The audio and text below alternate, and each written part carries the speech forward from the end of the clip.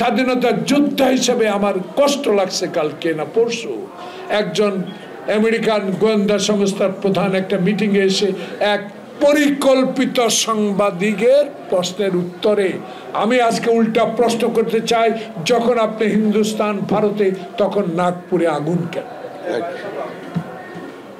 কেন নাগপুরে আগুন? 300 বছর আগে আওরঙ্গজেব কি করেছে, সম্রাট কি করেছে? 300 বছর মুসলিম শাসন হয়েছে, 200 বছর ব্রিটিশ শাসন করেছে, এমন অবস্থা হয় নাই।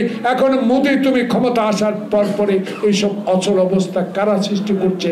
কারা এইসব 300 বছর আগের পুরানো কবরকে আজকে উচ্ছেদ করার ষড়যন্ত্র করছে?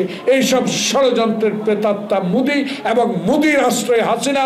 হাসিনা আবারও বাংলাদেশে এই আমার ডক্টর ইউনূস সরকারকে অস্থিতিশীল করার একটা প্রয়াস ওই দেশ থেকে শুরু হয়েছে।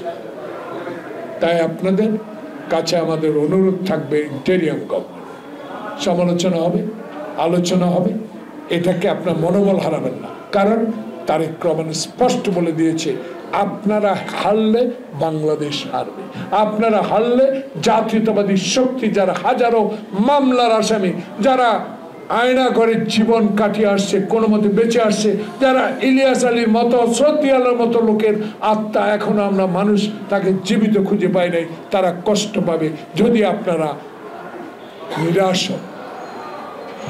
নিরাশ হওয়ার পরিকল্পনা আপনাদের আশেপাশে কিছু লোক করছে, এদেরকে সতর্ক করে দেন না বাইর করে দেন।